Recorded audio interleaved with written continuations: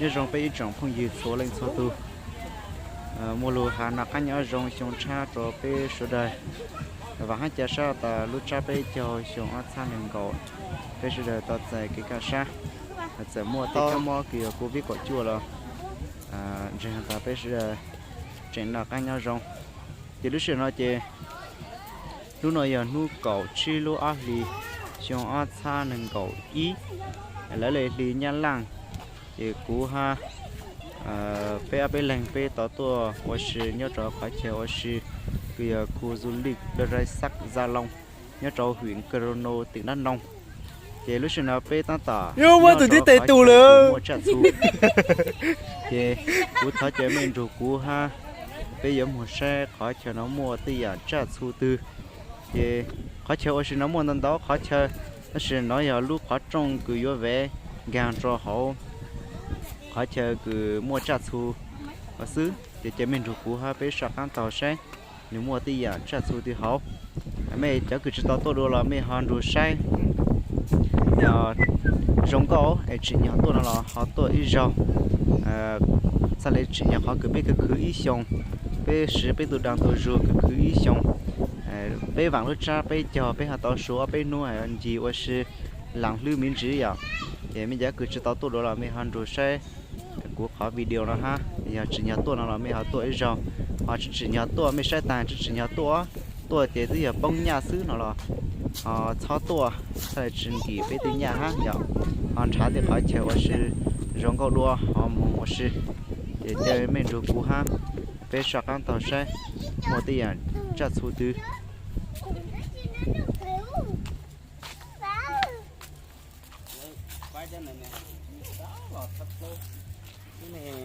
ôi tuần trong lũ thì à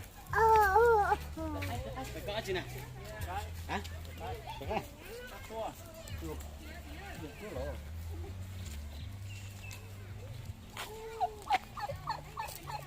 ôi tuần nó đi ra thì sao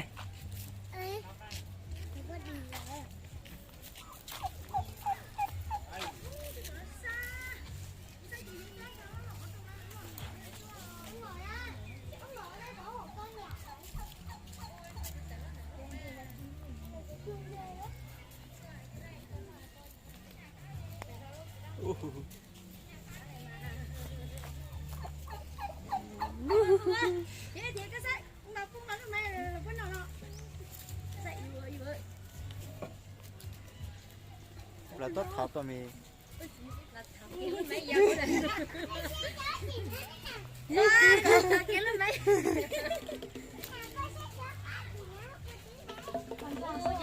cho nó mà thao thổi từ cái này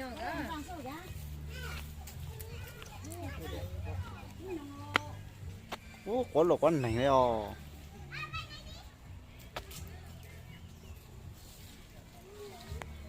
mình ale mông lại ale muốn tay tiền được mông chỉ có nào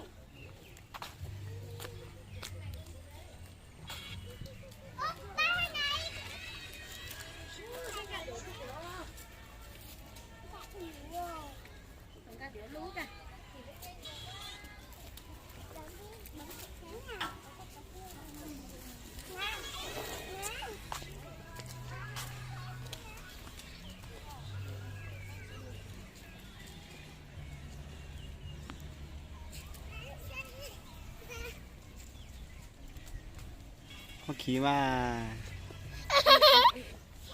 đấy là con vừa là con vừa như là con đùa khỉ con đùa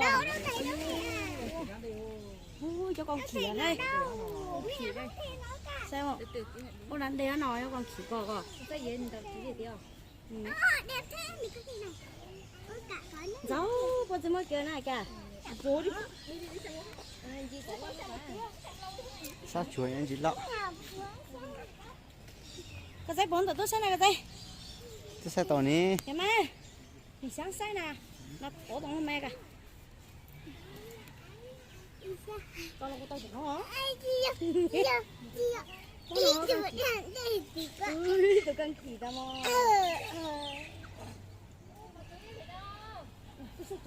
Mắt bông là hậu mì dễ mua từ tàu đây là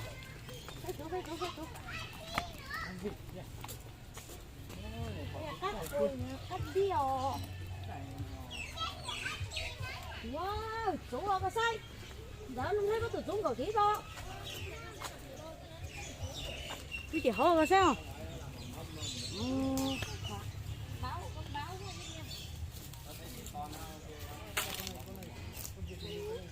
Ui, có hành nữa cho ní. Mà. Cá ủa nào, ủa chứ nó sẽ ủi á thế nè.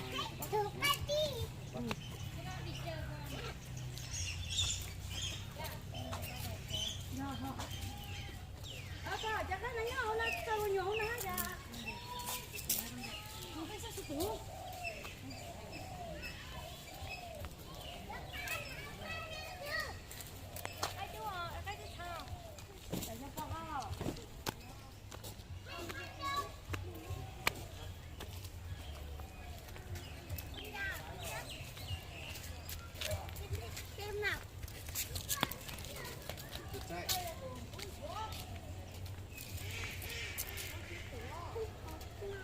Có đâu đi ra đây đừng có chui vào đó.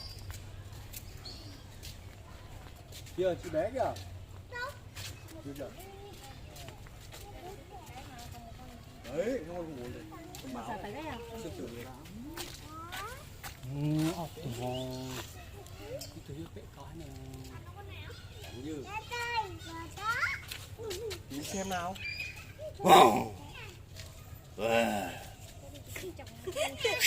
Bạn hiểu. Chị thấy động vật nhiều lắm đấy. Em nữa. Chị quay hết rồi. Này chị đã phụ chú này đã. Cái gì chú này? Cái thôi. Đây bố cờ cả. Wow. Con nó là xanh bó một có tờ tủ bó bà. Sao thì đi ra mặt tiếp này. Nó dài ra cái này. Ăn thử thôi. Nó lứa nè. Quý mình chẳng thấy lúc quá ha. Chứ. Ô cái này có cái này. Ô tao có tất cả con đi. Ô bố chị tôi. Chẳng hút chết cái này. Bố chị. Cái nào hút té à. Mở. Hai bên nào sư tử hắn thì là. Hả? Hai bên khó này. Sư tử khó lắm hổ. Tại sao thì nghe chuông như thế? Ô con hổ ở đây cũng hổ à? Đây là sư tử. Ô, tụi nó mới sẽ học con nhiều. Cô hỏi đi đây. Ốc tù hò, cái tụi đó. Ô tụi đi lưu nhau cái tiêu. Ô cho cô chuồn thăn số này cũ rồi. Cho lên tụi họ. Hay. Nó không có cái dược khê đâu. Hay. Tụi nó xem thấy ha. Cho tụi mẹ. Ô được chưa cả? Các bánh một túi coi như. Ô đi. Hãy nó cổ có bánh quá.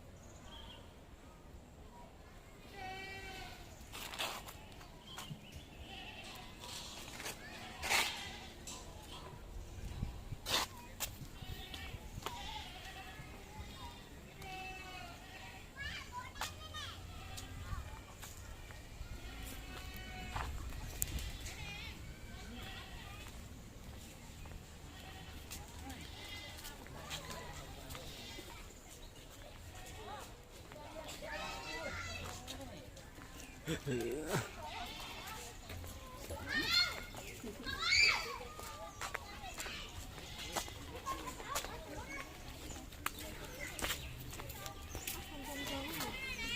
bên kia đi.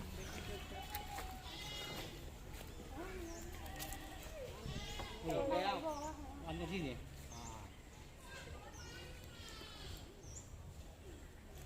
Gheo.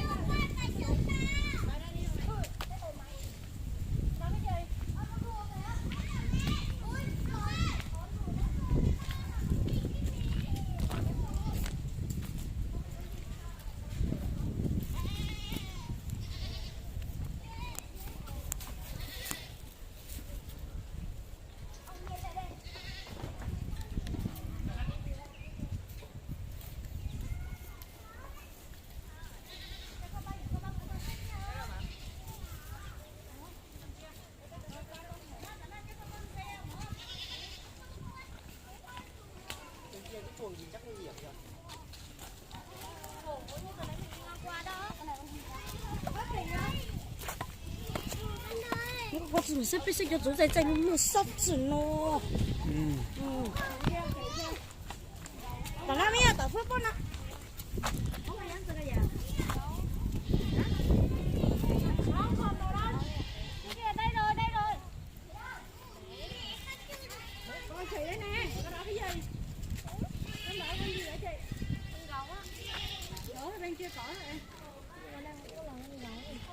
Con hổ kia. Con hổ kia.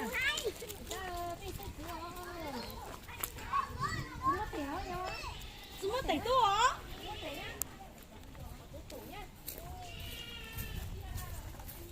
Trăng không đủ được, chỉ tôm nó luôn của con. Thấy ra. Mùa nào có trong nồi. Sao thì tôi tập xuống luôn tập cửa lên rồi. Chạy đi đâu? Bố thì là nó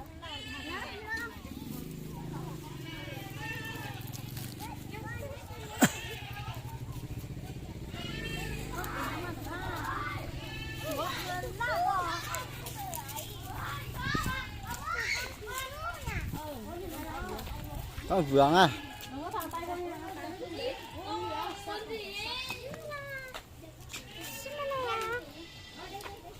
Qua đây này, qua đây này.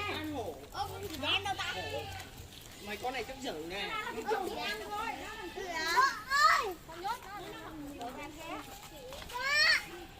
con gì không nghĩ? Không vào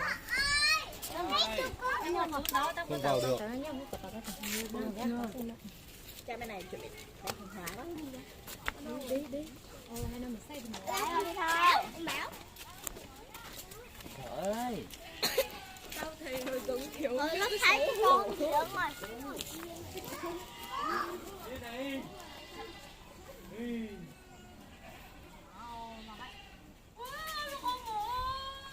mua lên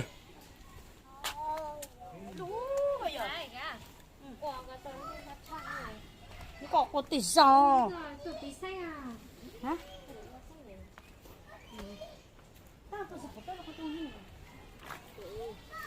mua lên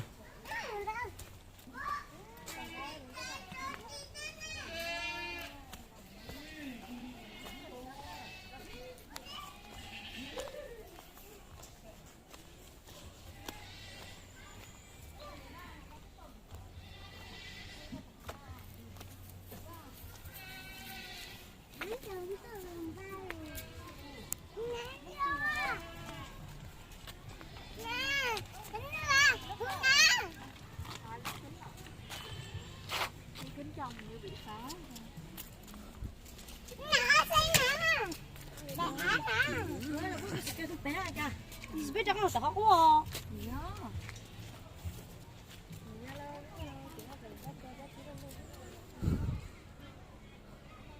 ta la tới đi mua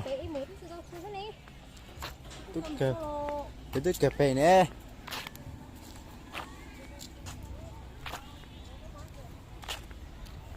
tao có việc thắp với tôi là cú tôi chờ bây giờ gì xua khó chờ ở sự cứ mua trả xu là chỉ mua nó đào dạng trả xu hành này chỉ mới sai có video chỉ mới tôi nhìn bù lại chỉ cú trong video chỉ cú cho chơi lên nó chỉ mua nó đào dạng trả xu cú rong cao hành mua tí dạng cú chỉ tao bù đua lên ha chỉ bắt đầu từ hai sáng tua nó là trả bây giờ họ tuần gì ít ra chỉ mới bù to ta cú trong video cú tuần gì xua cho khó chơi cứ mua chặt số lớn mấy bữa đó là chỉ rong cao chỉ rong sai là sáu tuổi ha bông bê tin nhạt ra cái tuổi đấy hàng này ít buồn tao cái số mà lấy tuổi số khó chơi nói chị mấy bữa đó là chỉ muốn ăn chỉ rong sai là sáu tuổi bông bê tin nhạt ra chỉ bê tin nhạt ra cho mọi yếu lười dạng nhở ha là sự cho mình gì tết khó chơi cứ hỏi rong cao đua mấy bữa đó là rong cao đua chỉ hiểu cho nhạt ra cho mình gì thì khó chơi tới yeah. Cú ra video của cú chào bây giờ tôi sẽ trả thu nhớ cho khó chơi sự cứ khu du lịch đời rai sắc gia long cứ nhớ cho huyện Crono tỉnh Đắk Nông để soi nó xứ để bây giờ nhớ rong xin rất đua